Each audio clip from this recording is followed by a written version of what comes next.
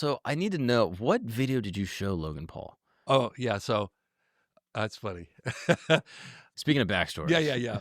So, I was making my first UFO documentary, and I was touched on Area 51 because at the time, in the '90s, Area 51 was all, people were doing guided tours, and there were certain vantage points that you can go up to, and there was a guy named Chuck Clark who wrote this book called The UFO Area 51 and something handbook. And it was basically a guide to tourists that wanted to come explore Area 51. There were certain areas that you can go.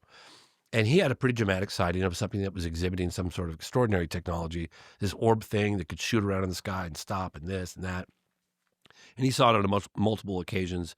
Pretty smart guy, and I was kind of interested, activity going on at the base, and so I was interviewing him, an ongoing friendship, and he one day he calls me up and he goes, "Hey James, Chuck Clark here." He goes, I got something I need to show you." I lived like 12 hours away. I was like, "Well, what are you talking about?" He goes, I didn't really talk to you about it, but your jaw's going to hit the floor." I said, "Really?" He goes, "Really? I'll be right there." Canceled all my plans, jumped in the car, shoot out there to Rachel, Nevada. And he pops in, we go to his double wide, and he pops in this VHS tape. And it was a week old, maybe at the time. What Logan Paul had seen apparently was like 30 years old or whatever, 26 VHS tape playing over and over and over. But what it was two guys taking a road trip, just as many of us have done out there, Little Alien and Area 51 and go up to the gate and da-da-da-da and goofing off, listening to road music. And then all of a sudden they're parked and they're arguing in the car and there's something over the top of them. And this is what I saw. What I remembered was, which was unusual, was that the light source that was shooting into the car was, it was a very fluid movement, like it was on some sort of pendulum or something, because the shadows were kind of fluidly moving on the inside of the car. And they were kind of arguing back and forth. And I was like, oh, that's weird. I've never seen, like, there has to be a light source hanging from a wire or I don't know, something smooth just doing this, because that's what the shadows were doing on the inside. And then one of the kids is like, I'm going out. And the guy's like, no, don't get out of the car. It's over the top or something like that. And he goes out, and there was a disc. Let's see, if the screen is this big, I'd say it's about that big in the middle. And it was a disc-shaped craft that was like kind of orangey yellow. And the part that really got me, and it was crystal clear, like there was no dropout. I mean, this was made like a week earlier, was that it did kind of this, like it kind of was unstable, like a boat on the water. It was just kind of wobbling like this. And I was like, I looked over at Chuck and I was like, holy shit, where did you get this? And he was like kind of secretive about it. He's like, well, these guys came out and they were hanging out the Little Alien, and then they left, and then they came back all excited an hour later, and they'd filmed this thing out by the black mailbox. And I was like, dude, you need to put me in touch with these guys. I need this video. For whatever reason, Chuck was really weird about that whole side. And he goes, I promised them I wouldn't give, I said, oh, fair enough, but you're in touch with them. Give them my number. Like, let me talk to them. Tell him I'd be willing to raise whatever, He was super secretive and went on for at least 10 years and maybe 15 years. And I asked him every year, put me in touch, blah, blah, blah. I was going to break him down some point.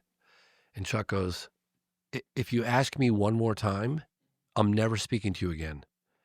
And of course I asked him one more time, and now he won't talk to me ever again.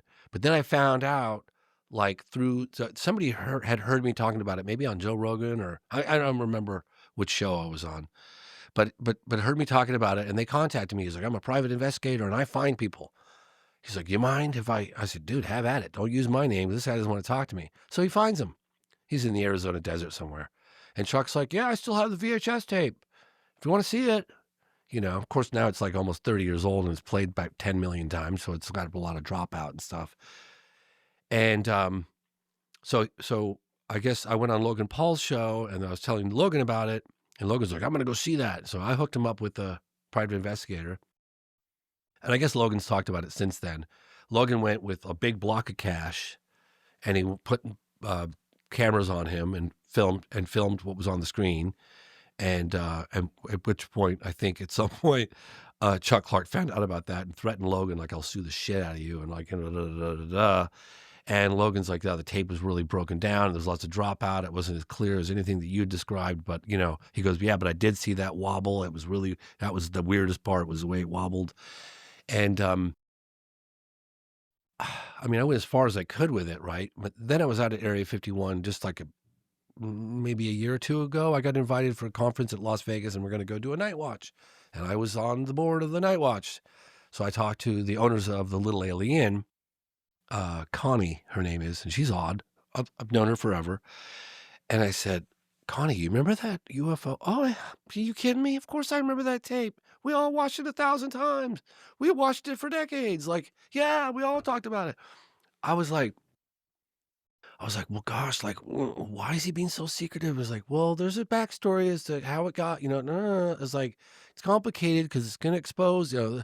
I was like, "Yeah, but, you know, it's been," and so she's like, she goes, "James, do you honestly think we're that stupid where we're not going to make a digital copy of it?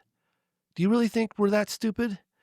So I was like looking at her like, shit. So they have a digital, so there's a digital copy somewhere, according to her, you know, and so I contacted George Knapp, and I said, "George, dude, you're investigating Area 51. You've been going out there for all this time. Like, I'm telling you, I saw this tape. This is really good stuff. I see UFO stuff all the time. Like, particularly if you can get the master, because apparently the master was on Beta SP that was made a copy onto VHS. Like, this guy that works at this TV show or TV network."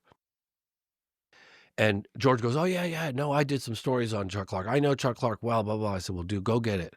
Go after this because I'm telling you, it's good." And he's like, "Oh, yeah, I will. Yeah, yeah, I will." You know? And then, you know, a week would go by.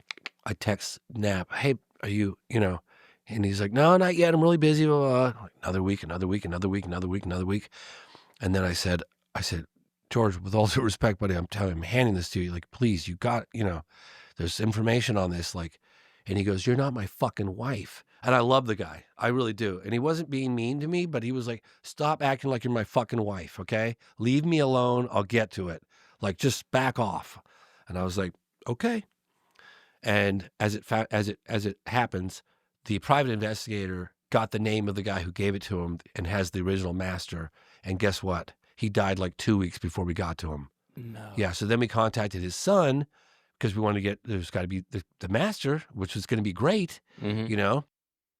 And his son's like, "My dad just died, and you guys want to talk about a UFO tape?" Like, fuck you guys, you know? How could you be so And I felt bad, of course, you know, but I was like, I was worried about it going to the trash or something. I was like, I Right. wanted to make him aware of the fact that his dad had the master, you know? But if George had gone to him when I told him to go to him, he would have gotten the name. The guy was in Vegas, and he would have probably gotten the master. So Damn. it's like, ugh, I these wish things you that were slip his between. wife. I I wish. know. I It's like they wish. slip between the cracks. It's like, yeah, I know.